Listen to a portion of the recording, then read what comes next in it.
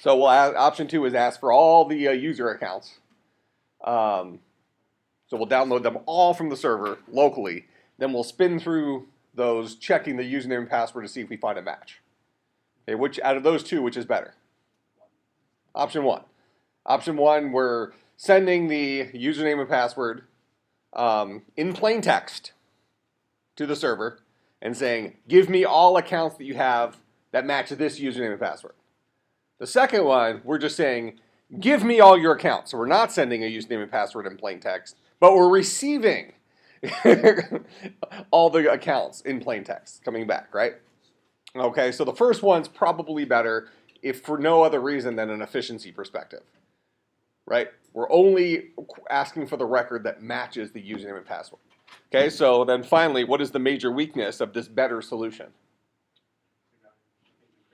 Nothing's encrypted. We're sending a username and password completely plain text.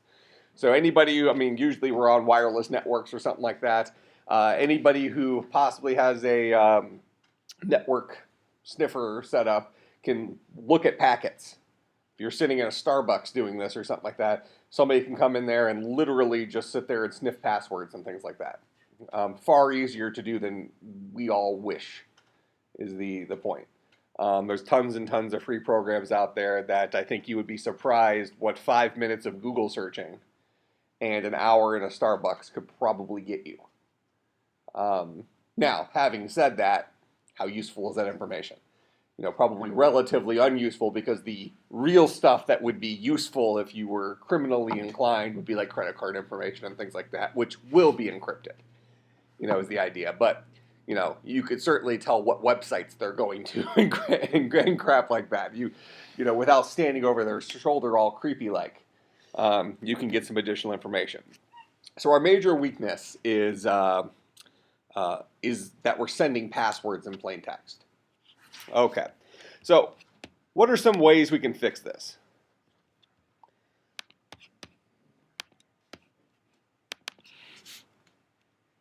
So we talked last time a little bit about encryption. What is encryption?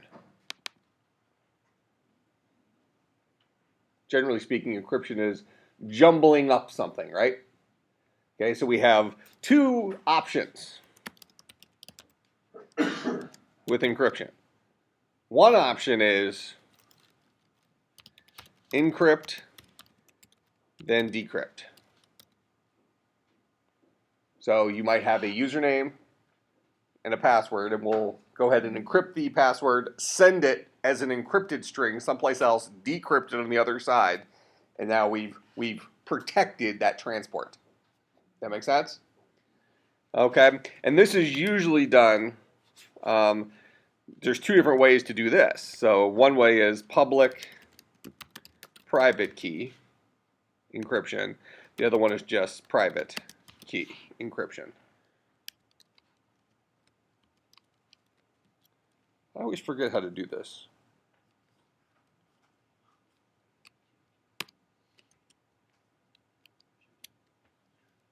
Would you say Shift A? Shift Tab? Oh yeah, that's what I'm looking for. Okay, so those are two different mechanisms for doing that. Now, if we are authenticating, if we're putting in a username and password inside of our app, and then we want to check to see if this user exists, do we ever actually need that password?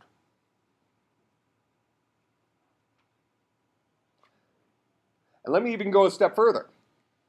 If you are the network administrator, you're the person running the site, you have access to, in this case, our parse database, right?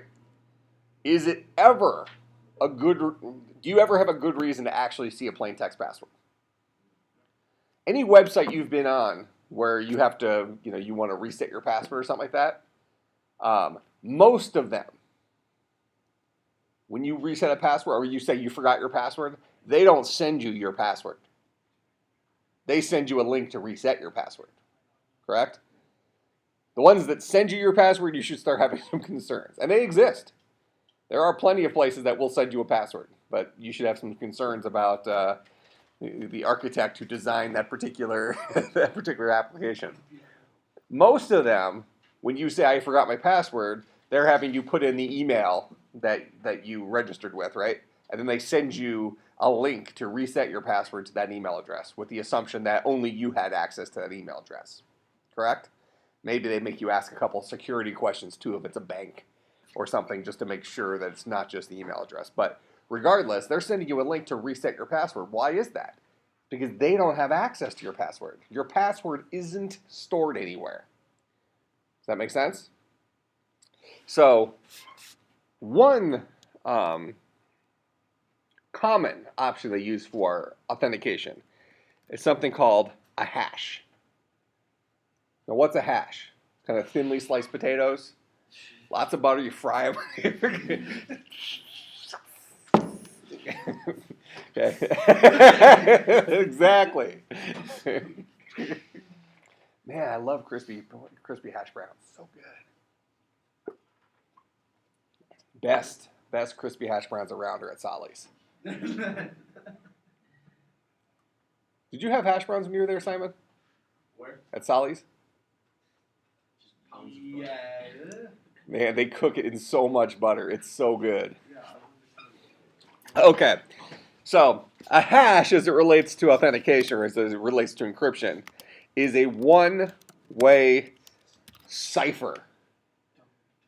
Okay, and our popular one is something called Md5. Okay, now a couple of things we need to be concerned with a hash. Is a hash takes an arbitrary size input and creates a finite size output. So you can feed it an input that is gigabytes in size. Doesn't matter how big it's arbitrary. Doesn't matter how big the input is. The output will always be, maybe it's 256 bits, depending on the hashing algorithm you use. Okay, so the output will always be that. So let's say that a hash, just to kind of give us a quick overview here, is made up of the hexadecimal character set. That's 0 through 9, A through F. Okay, so we have 16 unique characters, correct? And let's say that we have a 256 character hash, just to keep this simple. Okay, so we have 256 unique hexadecimal characters to represent our hash. No matter what the input size is, we're going to somehow magically turn it into 256 individual 0 through 9s, A through Fs. That make sense? Okay, so how many unique passwords are there? How many unique hashes are there? If there are 16 possible characters in each of 256 positions, 16 to the 256. Actually, no, other way around, right? 256 to the 16th. 256 characters, each one has 16 positions. A lot, right? Okay, some gigantic number. But if your input can be arbitrary, how many different inputs do we have? Infinite, literally an infinite. So we have an infinite number of inputs and a gigantic but finite number of outputs. If that's the case, what must be true? You could have two inputs that are not the same input that potentially hash the same output. That make sense? It's a risk. Okay, these are called collisions. Md5, and how many of you have heard of Md5 before? Possibly any of you who illegally obtain movies or other software have found that a lot of times your 20 gigabyte downloads come with a Md5 hash, which is just a string about that big, that you can run a local check and make sure that what you downloaded, experimentally of course, was not corrupted. What did you say? Public record backup. It's a public record backup, right? But the idea is that passing a hash is very small. So you can confirm that your data that was correctly downloaded if you run a hash on it locally and you get a value and it matches the value it's supposed to be. So unless you just had horrific luck from a collision perspective, which MD5, one of the reasons MD5 MD stands for message digest. That's what it stands for, but it's a hashing algorithm. One of the reasons why it's kind of the de facto hashing algorithm is it takes all sorts of mathematical measures to avoid collisions. It's a weird mathy thing, but bottom line is they're not impossible, but they're highly unlikely. It's the deal. But do we kind of get how a hash works? Okay, so the idea here would be that what we could do is in our database, if you want to be super secure, we can store username as a Md5 hash, store password as a Md5 hash. So that might be the super secret way of doing it. I would say an acceptable way of doing it is store username as plain text, but store the password as an Md5 hash. So you're never actually storing their password. You're storing the hashed version of their password. Now, the important thing with a hash is that it's not, you can't undo it. Once you take plain text and hash it with MD5, you can't go back. It's a one-way cipher. Okay, so you can't turn jumbled MD5 hash back into their password. So what do we do instead? We compare, when they type in their password, we create the MD5 hash of their password and compare the hashes to each other. Does that make sense? So now what we're going to do is instead of passing along the plain text version of their username and password, we're going to pass along the plain text version of the username, but pass along the MD5 hashed version of their password. So we're no longer sending a plain text password. We're sending a jumbled string of hexadecimal characters. And we're asking the, in this case, parses data store to say, give me all the records where the username is this, Mike, and the password is this crazy hashed string. That is meaningless because we can't go backwards. Given that hash string, we can't decode their password. Does that make sense? Well, that's mostly a truth. How could you possibly get their password if you have the hash? So if I have the hashed version of a password, so pick your favorite 256, it's actually not that long, but let's just use that as our secure version. Pick your favorite 256 character hexadecimal word, or sentence, or phrase, or book, poem. 256 character hexadecimal poem. How can you turn that back into their plain text password? Brute force. You basically, it's something called a dictionary attack. How many of you have had the security class? I assume you talk about dictionary attacks at some point in there. Okay, so basically you have a list of potential passwords and you send each one through MD5 and compare, does elephant hashed equal this? Nope. So you just check zillions and zillions of words. Then you have some things that aren't even words. That more secure passwords are non-guessable things, right? So then you can just start taking a brute force approach. How many unique MD5 hashes are there? Or how many unique, let's say that we have a password that's 10 characters or less. I would say probably most passwords fall into the category of being 10 characters or less, right? Made up of letters, lower and uppercase, as well as numbers. So that's 52 letters plus 10, so 62 different characters. And maybe throw question marks and crap in there, so 65. Say 65 potential characters. So 10 to the 65th power, unique passwords. Big. It's a big number. So we got to try each one of those. For each one of those, we need to hash it. Kind of make sense? So that's a lot of security is based on how long it would take to brute force attack something. And that becomes kind of a questionable area now because of distributed computing. You might have 10,000 computers, each working on 1/10,000th of the data set. You can get something very secure cracked in a fraction of the time, a 10,000th of the time because of the way you're approaching it with all these different computers working on the problem at the same time. So the world of security is a little bit different. But in any case, for most things, MD5 hash is probably sufficient. I'm not sure the government would protect our nuke codes with an MD5 hash, but realistically speaking, I think this is going to suffice for logging into Puppet PM. It's like, well, we start with the MD5 hash, then we do a retina scan, and then we actually do a DNA test. Now, you're going to want to get the attachment for the iPhone that actually allows you to upload a droplet of blood. Bonus, you can also check your diabetes. That's how you do it. What's up? Blood, DNA. Yeah, but then, did you ever see the movie Demolition Man? Demolition Man, Sylvester Stallone and the guy who played Blade.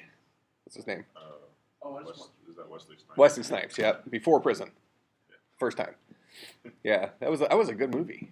It was like about the future. Like Sylvester Stallone was called the Demolition Man. He was an old style cop who had put Simon, okay, who was the bad guy, put him away in cryo prison. Simon Phoenix was like the worst criminal ever. And Sylvester Stallone, Demolition Man, he was like the best cop ever. But they actually put him away for longer than they put the bad criminal away for, because they thought he got framed for killing a bunch of people, and because he always demolished everything he did. Well, then we're way in the future, and there's like total peace. Everybody's nice. There's no crimes get committed anymore. They were supposedly retrained Simon Phoenix to be like a seamstress or something like that. But the reality is they basically made him even more dangerous than he really originally was. Let him loose, and now they have to unfreeze an old style cop to stop an old style criminal. The reason I said that is because they had all sorts of security stuff there, like retina scans, and said Simon Phoenix just started ripping people's body parts off to get through these scanners and stuff. That's the way it's done. So I mean, what keeps you from just stealing somebody else's blood to pass the Puppet PM login process? Generally, computer people don't go for blood. Yet. What happens if you have an important project that you're managing? Okay, so what we want to do, and I already grabbed some code for us to test this. I'm going to go into our login.h. So this is what we were working on last time. And then for those of you who missed it, just to show you, we have a updated. The problem was, no, that's fine. It's just our the simulator just needs to restart. Sometimes that happens. The problem was we had the auto layout turned on. Remember when I originally was showing you how to animate frames? I was testing all of you, and you all failed. But I ended up getting around it. I didn't even fix the auto layout. I just added the thing as a sub view at runtime, and then it just worked because I bypassed the auto layout. But now you'll see that it is extra creepy. It put like a certain general warning on it, like it's nauseous. Just go ahead and log in. Just click that login button. Doesn't that look awesome? Why don't apps look like that?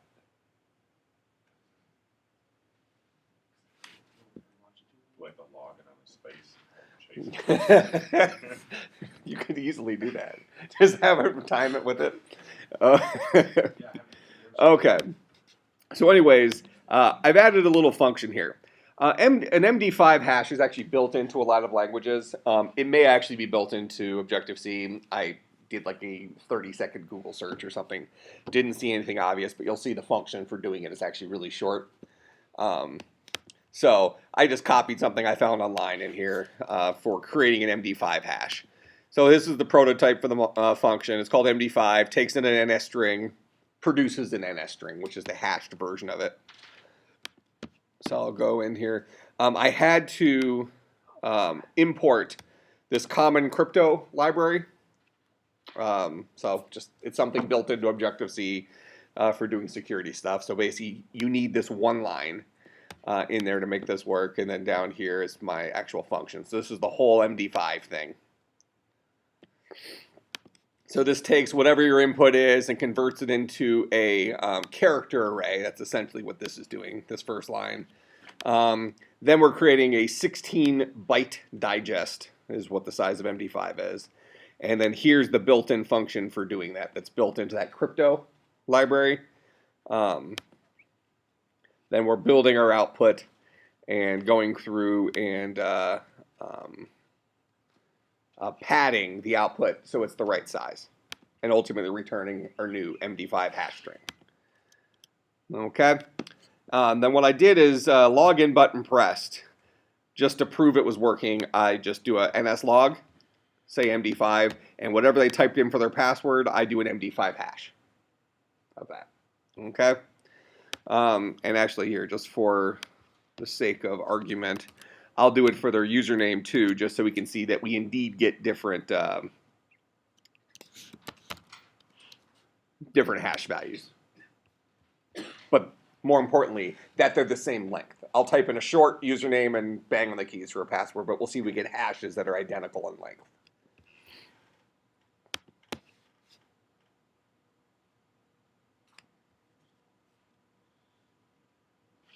Okay, so that's my username, and we'll make my password a lot longer. Click login, and notice here's our MD5 hashes right here. Same exact length. That make sense?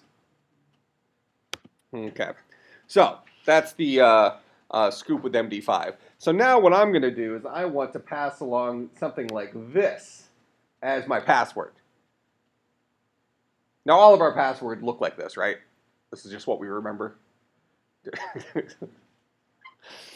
Actually, just now the security on some of our machines, it's built into OS X Mavericks, the new Safari and OS X Mavericks, but it's also, I'm sure they're going to add it to Windows 8. I mean, this isn't like a rocket science thing. But now when you go to a website with Safari on Mavericks, and you're registering for like an account, and they ask you to pick a password, it generates a password for you that you have no chance of remembering. You know, it's like, here is our suggestion for your 512 gigabit password. You know, because their whole thing now is they're storing your keychain in the cloud. So all your passwords for all websites and stuff are all stored in one place. And they super secure it Fort Knox style or whatever.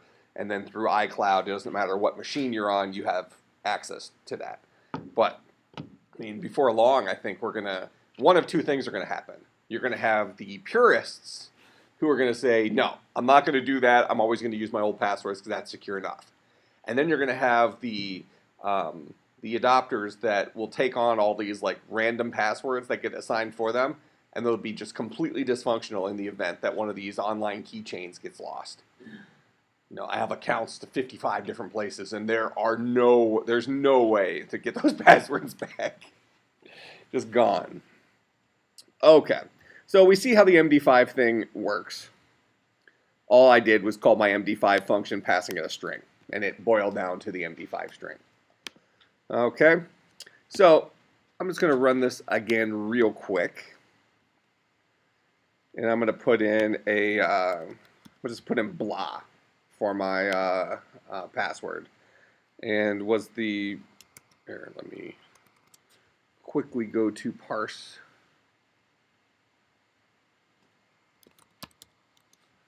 And look at my data.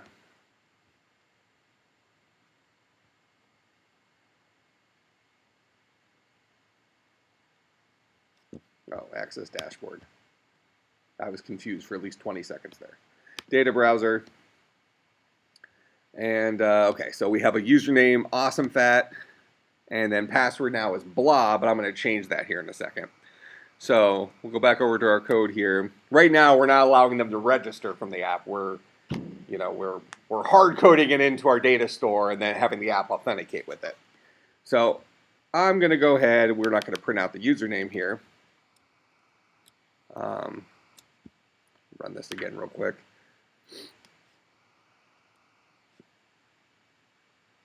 So it doesn't really matter what I pass in for my username this time around, but I'll type in blah for my password, hit login, and here is the hashed version of blah.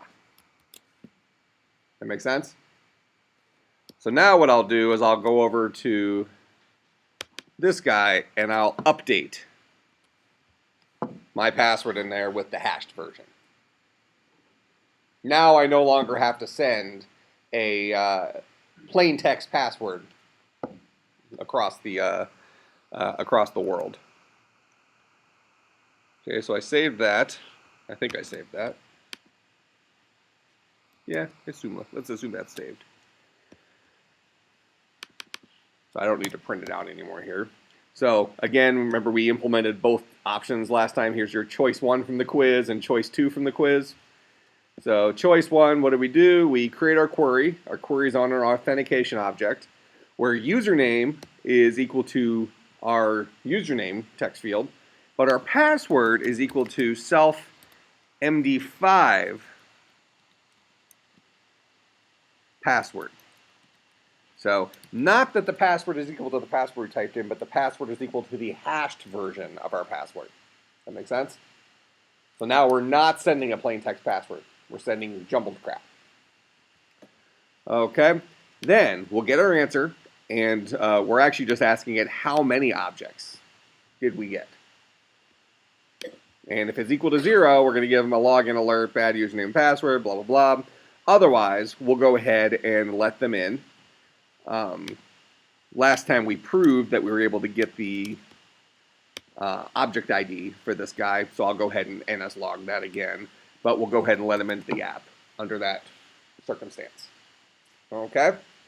So by making that small little change where we updated our data store to hold MD5 passwords rather than plain text passwords, now I think we can say we're fairly secure by running this, and I'll put in a bad password first.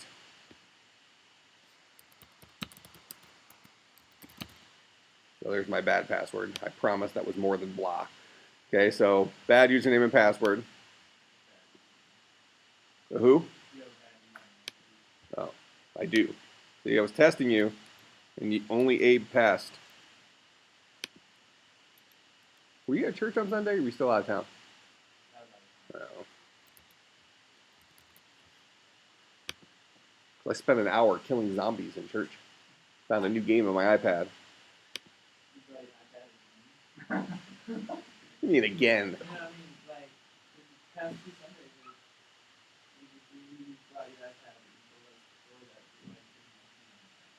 Well, now, yeah, but she would rather have me come than with an iPad than me not come. Period. It's the kids. They're so annoying back there. They squeak and they gurgle.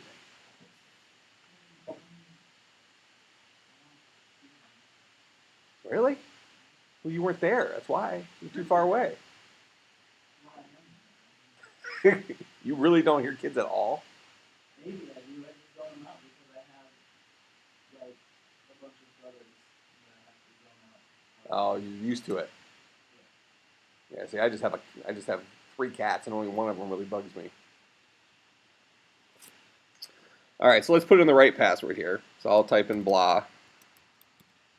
And now it should send the Md5 hash of blah out there. And it should let us in. Make sense? Okay, so that's doing fairly secure authentication. All right. Now, let's go back in to our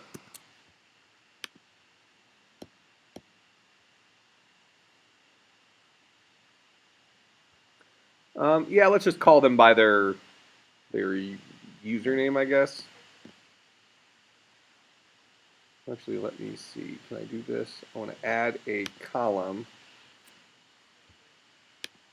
Let's add a string. Let's just call it name.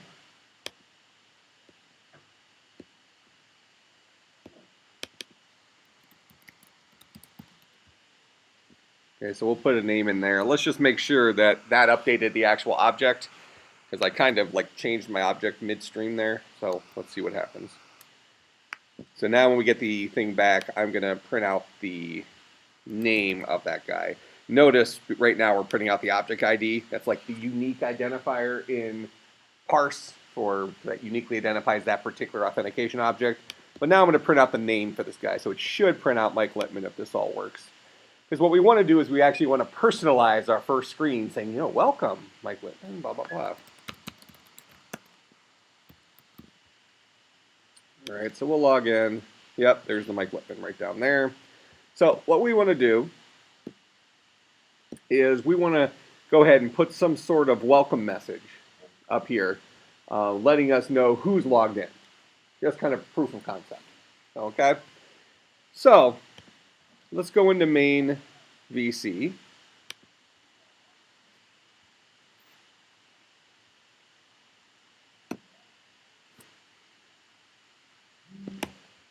Sometimes it takes extra magical power to get it to. Simon, can you keep it down over there? I'm doing the best. All right. So we'll throw a label out here. And I'll make the label the width of the screen. So we'll put it at X is 0. Width is 320.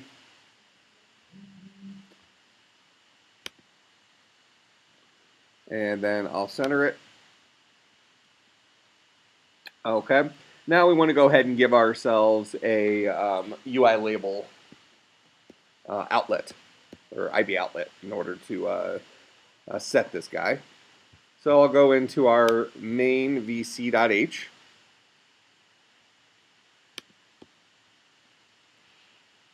We'll create an IB outlet of Uilabel pointer. We'll call this guy a welcome label. And then we'll go and hook it up in the zib.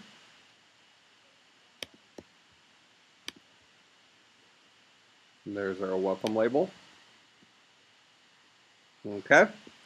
Now, right now, main VC does not have a constructor. We need to update that and build our own constructor so that we can pass along who was logged in. What we actually probably want to do is we probably want to pass along that PF object. That way we have access to it for other parts of our application. Does that make sense? That parse, that PF object is the way parse stores things.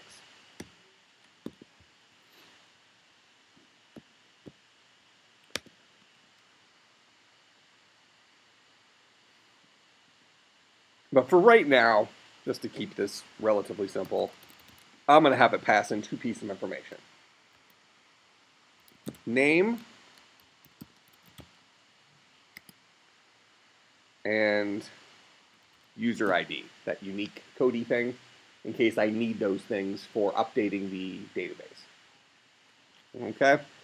So I'm going to need those two pieces of information. So we'll write a constructor, init with name, and a string pointer, n and UID, and a string pointer,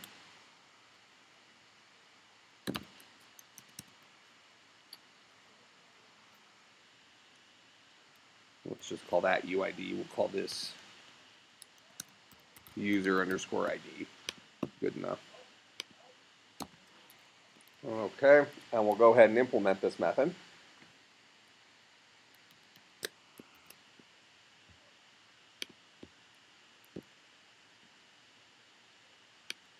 I'm going to actually get rid of this init that's already in here. That came when this guy was initially a table view.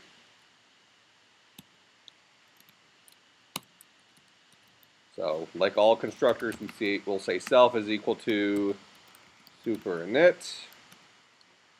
Then we'll return self at the end, and in the middle we'll say name is equal to n, and UID, username. What is it? User ID is equal to UID. Set those two pieces of information. Then we'll go to view_did_load, which is when we first have access to our welcome label, and we'll say welcome label is equal to ns string with format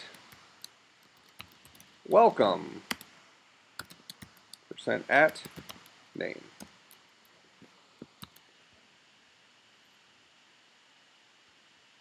So that'll say welcome Mike Littman, assuming I pass those two pieces of information when I create my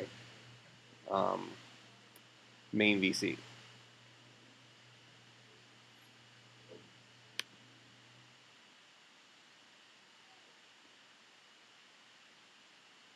Oh, welcome with that text. There we go. Okay. So now, back in our login screen, we need to make sure we call our updated constructor instead of the default init constructor.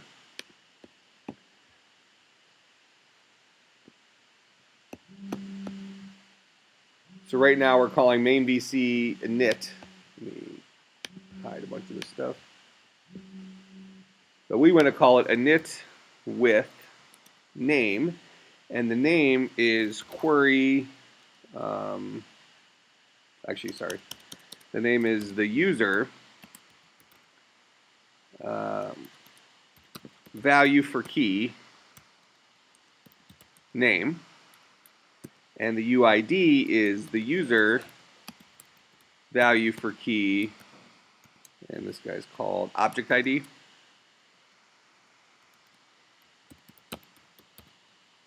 Object ID. So we'll pass those two pieces of information in.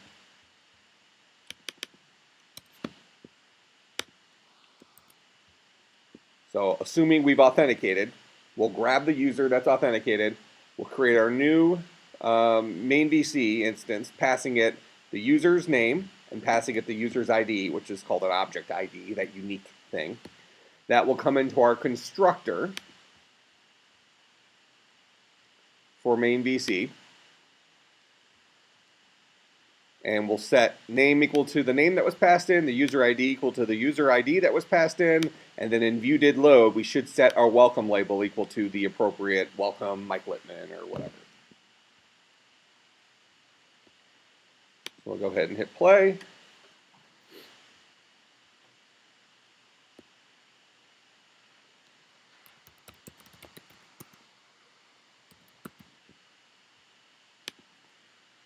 So there's our welcome Mike Littman, and just for testing purposes, I'm going to steal this password.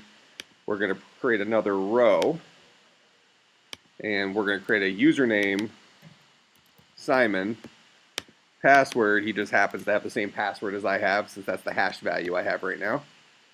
And then name,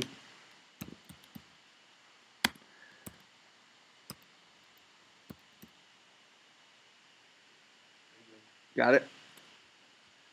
All right, so Simon, just his username is Simon. His password happens to be the hash version of blah as well, because that's what I had access to. So now we should be able to see, if we run this again, I should be able to log in as Simon and see welcome Simon.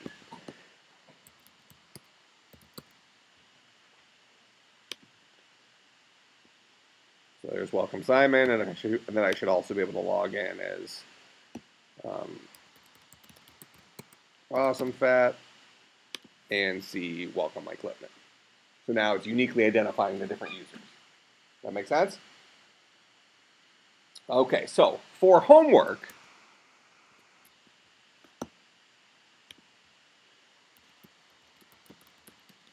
bring your code up to date so that you can have a login screen that accepts a username and password, and it gives them a welcome message when they get past it. Does that make sense? So you already, we've already set up parse accounts, right? For saving this stuff, yep. So now create an authentication object or something along those lines that has a username and password. For right now, I don't care if you do the MD5 thing. You want, go ahead and do it, but more, I just want you to go through the process of the authentication. So I don't worry about grabbing that function, even though it takes all of 5 minutes to grab one if you want to do that, but it's not that important for what we're trying to accomplish on the assignment. But bring your code up to date to where we are, where you can log in and it screams at you if you give a bad username and password, or it doesn't scream at you and lets you into that main VC if you did give it an accurate username and password. Make sure you give me 2 test accounts that I can test for 2 different names, so I can see that it's authenticating different people. All right? Questions, comments, concerns, bribes? See everybody on Wednesday.